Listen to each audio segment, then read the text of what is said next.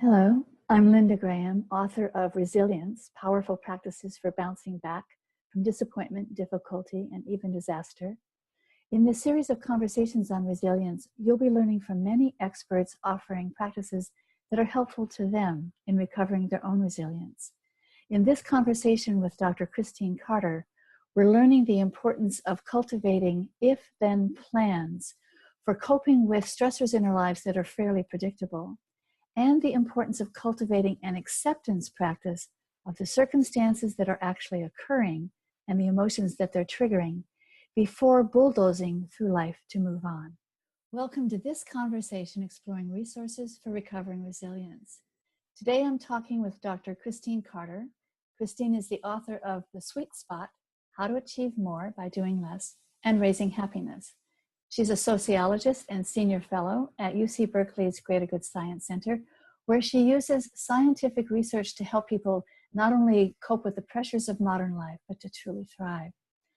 Christine has appeared on The Oprah Winfrey Show and The Today Show and The Daily Show with Jon Stewart and CBS Sunday Morning and ABC World News with Diane Sawyer. And she's appeared on PBS and NPR and BBC. She's frequently quoted in national newspapers and other publications. Christine and I know each other and enjoy each other in our Neurodharma group, which is a gathering of people interested in the confluence of neuroscience and contemplative practice. So Christine, it's wonderful to be here with you today. Thank you so much. Thank you for having me. It's wonderful for me to be here with you. So as we focus on resilience, and if we look at resilience as capacities to face and deal with challenges and crises in life, do you have examples of when you or someone you know has actually been able to cope with something challenging skillfully and effectively? And what helped you or them be resilient at the time? Well, yes, let's just talk about me. Like everyone I know is coping with needing resilience, right? And I have 4 teenagers and I work full time. So, there's lots of moments where I need resilience and then I'm coping. So even though that's not necessarily a trauma, it is pretty much a daily need to have some tools for resilience. And the way I look at it is that when I feel like I've been sort of thrown off my game, when I'm suffering in some way, when I'm snappish or having, whatever it might be, right? The circumstance, the negative emotion that's come up for me or around a challenging circumstance. Usually it is a kid. I see it. So this is the practice that works for me just on a daily level, right? On a day-to-day basis. I take a moment to sort of bring myself back to myself, and I see the challenge as, and the challenging emotions usually as a reminder, right? It's like, oh, this is your little reminder to come back to yourself, to be more present, to stop resisting what is, and bring some acceptance. So I bring myself back, I see the reminder for what it is, and then I do have an acceptance little practice, right? It's like a little mini meditation in which I bring acceptance to the circumstance, whatever it is. And this works for really minor things, and it works for really difficult things. I actually, in my life, do have things that are more challenging than just the teenagers. I have some very difficult family members who have some really challenging illnesses, and so I'm, I bring acceptance to the circumstance. So that might be the difficult family member or the challenging illness, or just, a teenager who's not doing exactly what I want him or her to do. Right? That it's like that. And then I also bring acceptance to how I'm feeling about it. Right. So I get that sort of labeling, like I can come back to myself and say, and I also accept that I'm really saddened by this situation, or I'm really frustrated by it. And just that act of acceptance and mindfulness enables me to soften a little bit.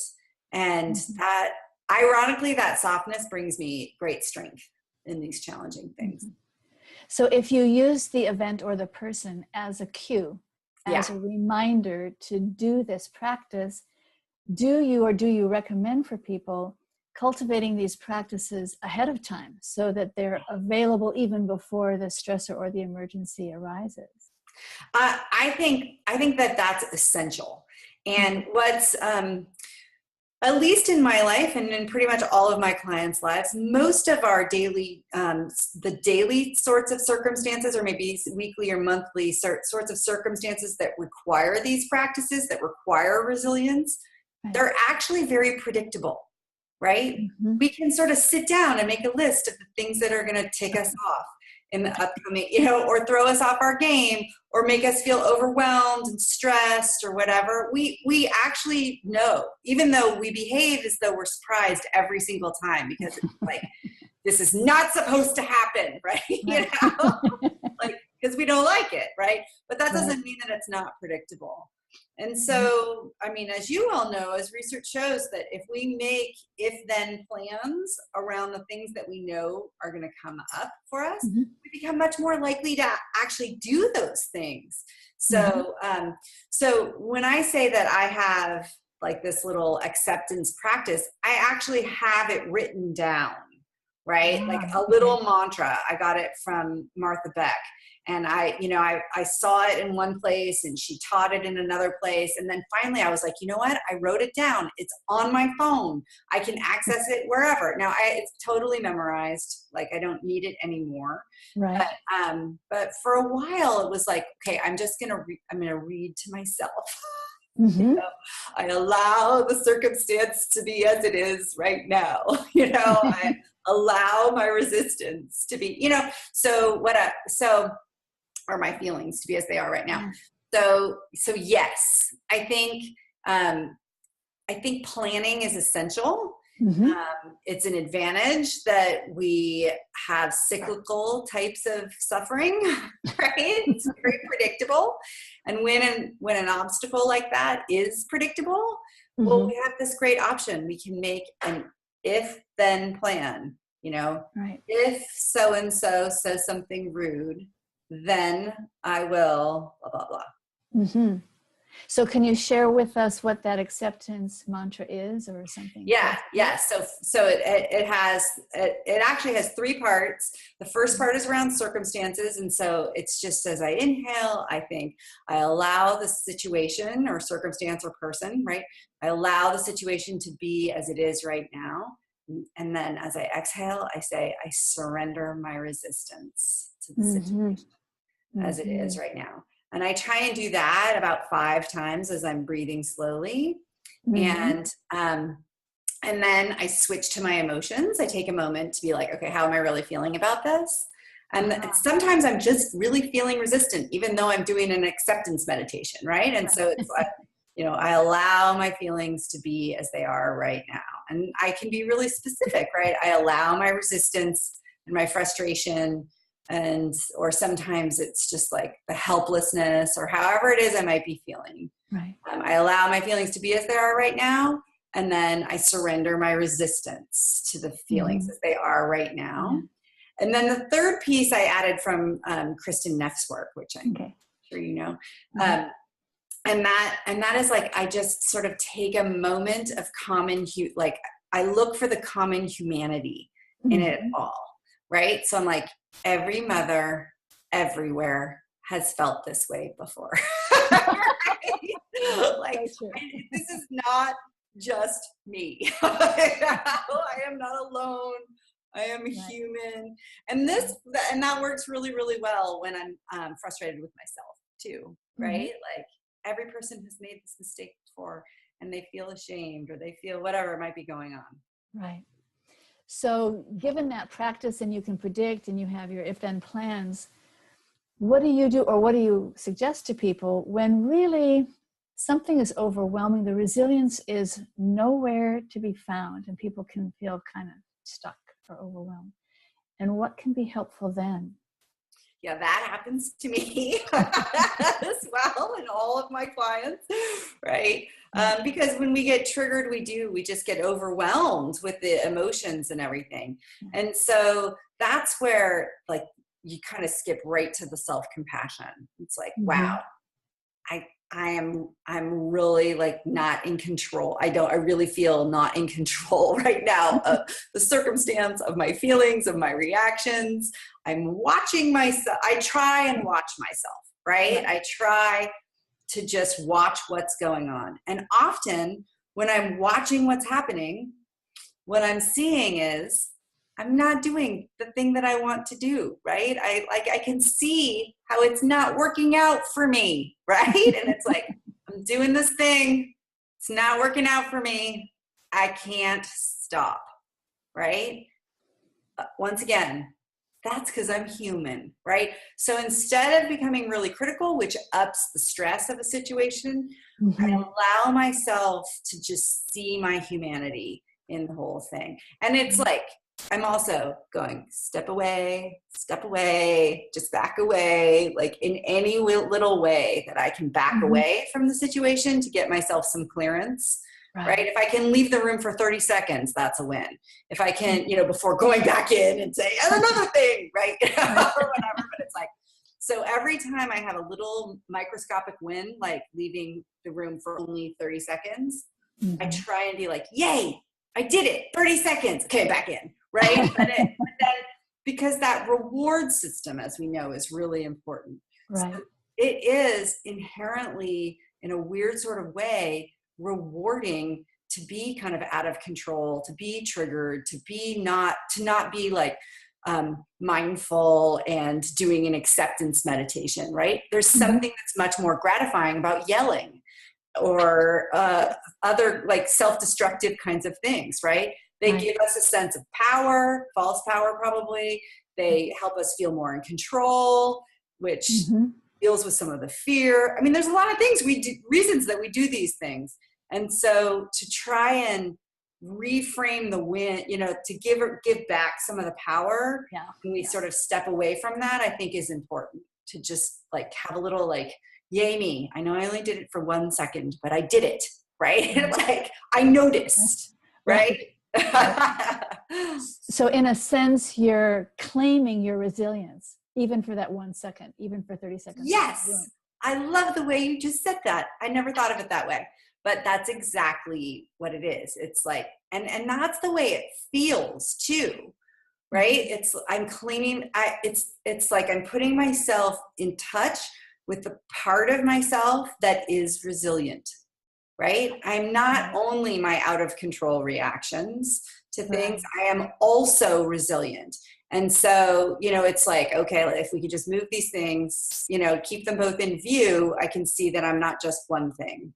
I'm certainly not my worst reactions.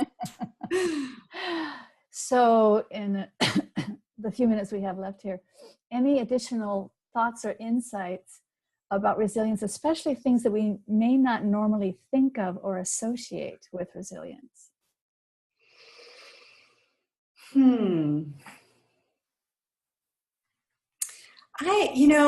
What this conversation has reminded me of is that sometimes we resist resilience, right? That we can know that it's the best thing for us over the long term, but in the short term, we sort of sabotage our own resilience for one reason or another. And to just sometimes, ironically, the thing that can make us most resilient is just what we've just talked about, is to recognize that we have competing values sometimes, or commitments, right? Like we're committed to feeling powerful and we're committed to being resilient. And that those feelings of wanting that power can sometimes overpower the resilience piece of things. So that like a normal part of practicing resilience is really noticing where you're resisting it, where you're deciding not to be resilient. What this is making me think of is that often we may try to be resilient by being strong and powering through. And sometimes resilience really requires a pause and some space to think about how to be skillful. And that still may be claiming our power and our assertiveness and our strength. But it may also be able to be compassionate for ourselves and the other person or the circumstances that are happening, and be more flexible. And a key part of the resilience is our flexibility. Absolutely. I would go so far as to say that resilience always involves that space that you just described, right? That even when we are resiliency is claiming our power. I can't think of a single example of when it would regularly come without having a moment of being really grounded in who you are and what the moment. Right. To find that range of resilience before we take some action. Yeah, exactly. Yeah. To meet life where it is and then move forward, right? I think sometimes we can feel powerful by bulldozing life where it is, moving forward before we're sort of dealing with the actual reality of it, the actual landscape. And that moment, that space, sometimes it's bigger than a moment too. Sometimes it's like taking a nap, laying down, really removing yourself and having to like let your nervous system wind all the way down. Right. That's the moment that enables it though. And maybe we can give ourselves permission to take that space and not rush when we're really not ready or sure or clear yet, and tolerate that waiting and whatever judgments may come up about not acting, not being resilient, but to be able to come from a space that is clearer and ultimately stronger. Yeah. So, I totally agree. I love that. This is great work that you're doing. Thank you. So thank you so much for sharing your time and your wisdom with us today. I've really enjoyed the conversation and learning from you, as I always do. Thank you. Thank you. I've enjoyed it a lot as well. Okay. So this conversation is archived on my website, lindagraham-mft.net. May these teachings be truly useful to you and yours.